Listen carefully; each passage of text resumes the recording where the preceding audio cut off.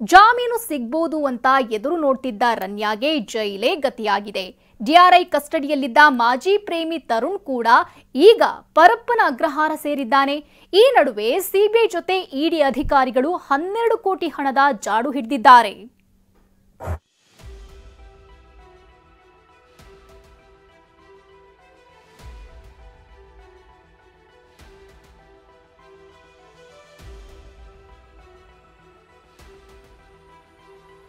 ಕೆದಕಿದಷ್ಟು ಕುತೂಹಲ, ಹುಡುಕಿದಷ್ಟು ಸಾಕ್ಷಿಗಳು.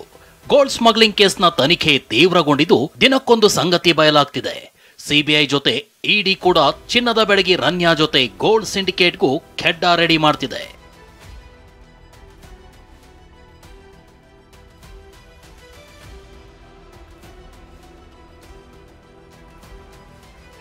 Gold biscuit ಬ್ಯೂಟಿಗೆ ಸಿಗ್ಲಿಲ್ಲ ಬೇಲ್, ಜೈಲೇ ಗತಿ. ನಟಿ ರನ್ಯಾ ಜೊತೆ ತರುಣ್ಗೂ ಸಿಬಿಐ ಇಡಿ ತನಿಖೆ ಭೀತಿ. ದುಬೈನಿಂದ ಅಕ್ರಮವಾಗಿ ಕೆಜಿ ಚಿನ್ನದ ಬಾರ್ಗಳನ್ನ ಹೊತ್ತು ತಂದ ಬಂಗಾರದ ಚಿಟ್ಟೆಗೆ ಸಂಕಷ್ಟದ ಮೇಲೆ ಸಂಕಷ್ಟ ಎದುರಾಗ್ತಿದೆ. ಬೇಲ್ ನಿರೀಕ್ಷೆಯಲ್ಲಿದ್ದ ಬಿಸ್ಕೆಟ್ ಬ್ಯೂಟಿಗೆ ಕೋರ್ಟ್ ಶಾಕ್ ನೀಡಿದೆ. ಆರ್ಥಿಕ ಅಪರಾಧಗಳ ನ್ಯಾಯಾಲಯ ರನ್ಯಾರಾವ್ ಸಲ್ಲಿಸಿದ ಜಾಮೀನು ಅರ್ಜಿಯನ್ನ ವಜಾಗೊಳಿಸಿದೆ. ಇತ್ತ ಮಾಜಿ ಬಾಯ್ ಫ್ರೆಂಡ್ ಜಾಮೀನು ಭವಿಷ್ಯ ನಾಳೆ ನಿರ್ಧಾರವಾಗುವ ಸಾಧ್ಯತೆ ಇದೆ. ಮತ್ತೊಂದೆಡೆ ಸಿಬಿಐ ಹಾಗೂ ಇಡಿ ಬಾಡಿ ವಾರಂಟ್ ಪಡೆದು ರನ್ಯಾಳನ್ನ ವಿಚಾರಣೆಗೊಳಪಡಿಸಲು ಸಿದ್ಧತೆ ನಡೆಸಿವೆ.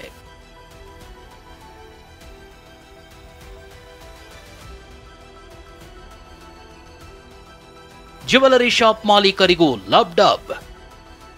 ಗೋಲ್ಡ್ ಸ್ಮಗ್ಲಿಂಗ್ ಕೇಸ್ನ ತನಿಖೆ ಚುರುಕುಗೊಳ್ತಾ ಇದ್ದಂತೆ ಕಳ್ಳಾಟವಾಡಿರೋ ಕ್ರಿಮಿಗಳಿಗೆ ನಡುಕ ಶುರುವಾಗಿದೆ. ಇಡಿ ಅಧಿಕಾರಿಗಳು ಗೋಲ್ಡ್ ಸ್ಮಗ್ಲಿಂಗ್ನ ಮೂಲ ಕೆದಕ್ತಿದ್ದಾರೆ.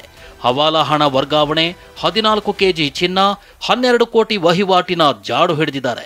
ಹವಾಲಾ ಹಣದಿಂದ ಗೋಲ್ಡ್ ಖರೀದಿಸಿದ್ದ ಪ್ರಕರಣಗಳ ಮಾಹಿತಿ ಸಂಗ್ರಹಿಸುತ್ತಿದ್ದಾರೆ.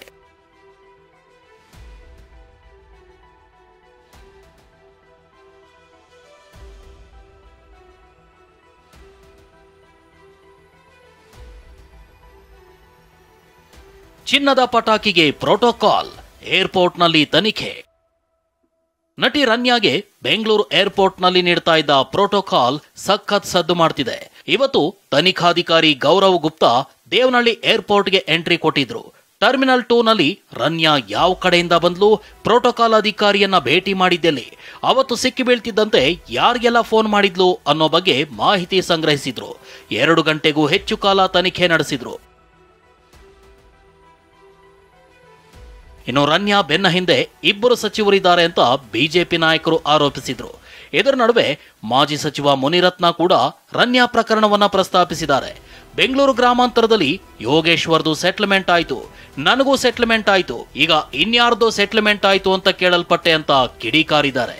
ನೋಡಿ, ರನ್ಯಾ ರಾವ್ ಪ್ರಕರಣದಲ್ಲಿ ಈಗಾಗಲೇ ಮುಖ್ಯಮಂತ್ರಿ ಆಕಾಂಕ್ಷಿಗಳಾಗಿದ್ರು. ಈಗಾಗಲೇ ಬೆಂಗಳೂರು ಗ್ರಾಮಾಂತರ ಲೋಕಸಭಾ ಚುನಾವಣೆಯಲ್ಲಿ ಯೋಗೇಶ್ವರ್ದು ಸೆಟಲ್ಮೆಂಟ್ ಆಯ್ತು, ಅದೇ ರೀತಿ ನಂದು ಸೆಟಲ್ಮೆಂಟ್ ಆಯ್ತು.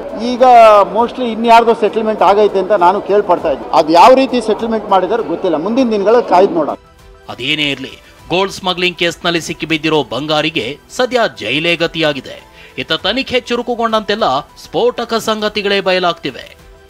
ಪ್ರಜ್ವಲ್, ಟಿವಿ9 ಬೆಂಗಳೂರು.